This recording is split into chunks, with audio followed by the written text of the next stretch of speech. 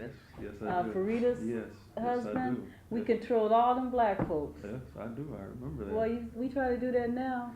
I won't try. Oh, we won't try either. But Yeah. that was really something. Yeah. We didn't know what we was doing, but we did it. Ready. Oh, the light's not on. Testing, testing. Your red light's not on. The camera turn off? No, Plug come loose. no, because it's running. Maybe Is she? Oh, no, she's Okay, now it's on. Set the camera right. What happened? This little thing over here. loose connection. Okay, yeah, she's. Is the model still here in town? She Dallas? is a stewardess for Northwest.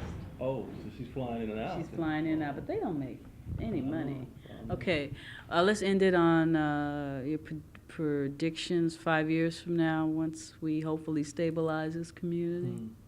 Well, I think a couple of things. One, again, we have to make sure the educational system works. Either you have an educational system that children enter and leave with exquisite skills, that they leave with the skills that are necessary to be competitive and to be independent in today's world, which means that they have to know technical reading and writing. Even the reading that's taught today is almost irrelevant in today's workplace because it does not give you the skills that will allow you to comprehend information and use that information in an independent way. It's not even taught at that level in the schools. So unless we change the math that's taught in schools, unless we begin to use math that is practical in the workplace and at the higher levels of math that are required in the workplace, unless children can speak a second language, then they're not going to be prepared to be independent and be able to get the good jobs when they open up. So that I'm still very fearful that if that institution is not changed and changed quickly, we will still be fighting the same problems that we fight today. Young folks who don't have vocational skills or job skills that will allow them to do well. And see, that's before you even get to learning about your own history and culture.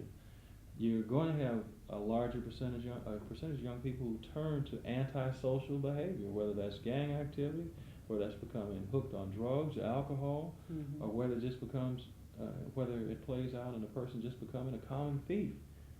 That it's very predictable. If you don't have skills, that many times people will turn to antisocial behavior that harms themselves and harms society.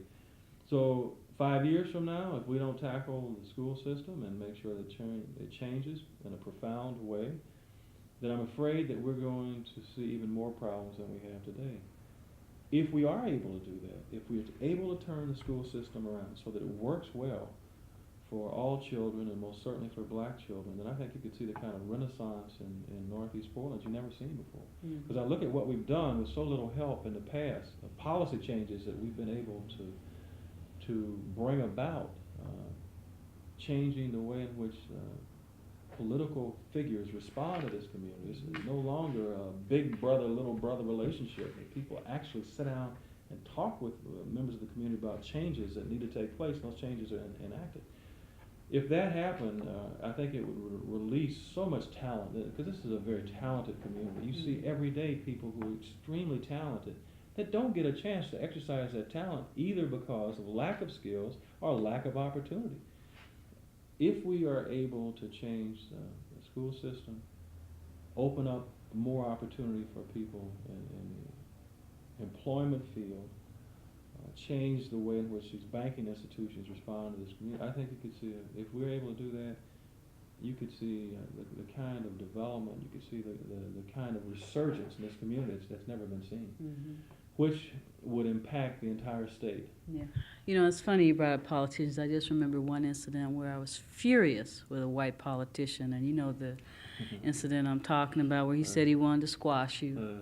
Neil Goldsmith, the old governor, Right. said he wanted to. But how did that come about? He was running for governor, and through the the Black Leadership Conference, again, another organization we created which interviews political candidates, we put forth the community's issues, positions, and ask the candidates to respond to those based on that. We make recommendations on who we should support for political office. Well, candidate Goldschmidt came before the process and made certain commitments, and when he was elected, we felt that he was slow in addressing those commitments, said so publicly, and I think he became quite irritated with me and made that statement, which he apologized for, and I believed him. I mean, he said he was very sorry for what he said and began to do some things to address the issues that we brought up.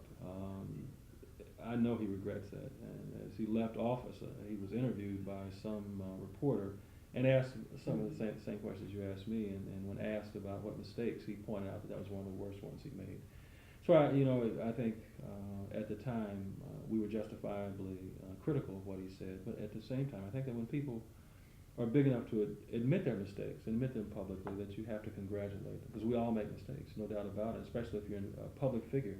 Your mistakes become public mistakes, but that's part of it, and you have to be big enough to say that I was wrong and try not to let it happen again, and I sincerely believe that's what he did. I wish other politicians would be as forthcoming and as frank and as quick to admit their errors as he was. And not only politicians, I think it's a lesson all of us can learn from that. All right, thank you, Ron. Thank you, Ms. Duke. That it? That it. Okay. How long is it going to take you?